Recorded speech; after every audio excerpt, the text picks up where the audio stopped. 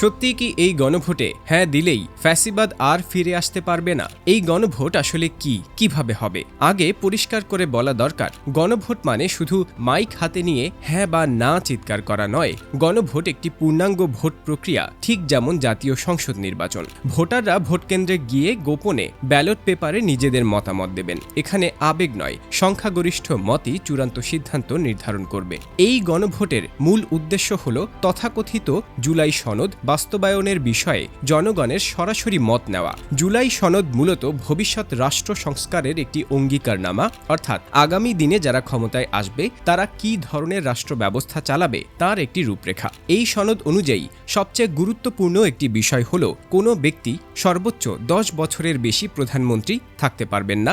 ইতিহাস বলছে বেশিরভাগ স্বৈরাচারী শাসক দীর্ঘদিন ক্ষমতায় থেকেই শক্তিশালী হয়েছে। কেউ বছরের পর বছর ক্ষমতায় থাকলে ধীরে ধীরে প্রশাসন, পুলিশ, এমনকি সামরিক বাহিনীর ওপরও প্রভাব বিস্তার করতে পারে। জুলাই সনদের আরেকটি গুরুত্বপূর্ণ দিক হল বিচার বিভাগের স্বাধীনতা। এই সংস্কারের প্রস্তাব অনুযায়ী আদালত যেন সরকারের ইচ্ছায় প্রভাবিত না হয় সেই ব্যবস্থা আরও শক্ত করা হবে। বিচার বিভাগ যদি সত্যিকার অর্থে স্বাধীনভাবে কাজ করতে পারে তাহলে সাধারণ মানুষের ন্যায় বিচার পাওয়ার সম্ভাবনাও বাড়ে। মৌলিক অধিকার নিয়েও এই সনদে নতুন কিছু কথা বলা হয়েছে, যেমন ক্ষমতাসীন সরকার ইচ্ছেমতো ইন্টারনেট বন্ধ করতে পারবে না। সাম্প্রতিক সময়ে আমরা দেখেছি রাজনৈতিক পরিস্থিতির অজুহাতে ইন্টারনেট বন্ধ করে দেওয়া হয়, যার প্রভাব পড়ে শিক্ষা, ব্যবসা ও সাধারণ জীবনে। এই সংস্কার হলে সেই ক্ষমতার ওপরও নিয়ন্ত্রণ আসবে। বর্তমানে রাষ্ট্রপতির হাতে একটি বড় ক্ষমতা রয়েছে, দণ্ডপ্রাপ্ত অপরাধীকে ইচ্ছে মতো ক্ষমা করার সুযোগ। গণভোটে হ্যাঁ জিতলে এই ক্ষমতাও সীমিত করা হবে,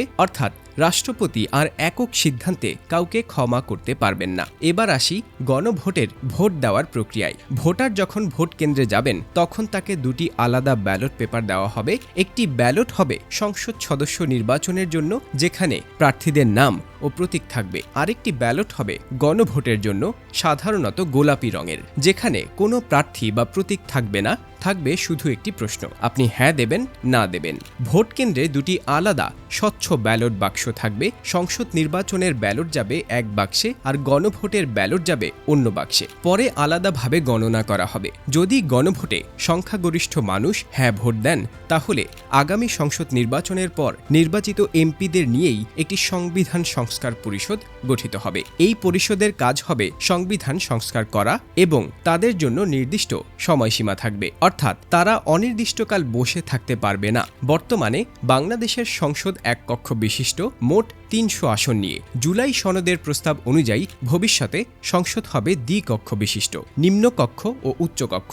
আমেরিকা ও ভারতের মতো সংবিধান সংস্কার শেষ হওয়ার 30 দিনের মধ্যেই এই নতুন কাঠামো গঠনের কথা বলা হয়েছে। মজার বিষয় হল উচ্চকক্ষের সদস্যরা সরাসরি ভোটে নির্বাচিত হবেন না। সংসদ নির্বাচনে দলগুলো যে শতাংশ ভোট পাবে সেই অনুপাতে উচ্চকক্ষ গঠিত হবে। উচ্চকক্ষ যতদিন থাকবে নিম্নকক্ষের মেয়াদও ততদিনই থাকবে। তবে একটা বিষয় খুব পরিষ্কার, এই সবকিছুই হবে তখনই যখন গণভোটে হ্যাঁ জিতবে। যদি না জেতে তাহলে জুলাই সনদ কার্যকর হবে না। তখন যে দল ক্ষমতায় আসবে তারা নিজেদের মতো করে সংস্কার করবে বা আদৌ করবে কি না সেটাও তাদের সিদ্ধান্তের ওপর নির্ভর করবে। উদাহরণ হিসেবে বলা যায়, বিএনপি আগেই রাষ্ট্র সংস্কারের 31 দফা ঘোষণা করেছে। তারা ক্ষমতায় এলে সেই আলোকে সংস্কার করতে পারে, কিন্তু সেই সংস্কার অন্য রাজনৈতিক দলগুলোর চাওয়ার সঙ্গে পুরোপুরি মেলে না। আবার জামায়াতে ইসলামী জুলাই সনদের প্রায় সব সংস্কার প্রস্তাবকে সমর্থন করেছে।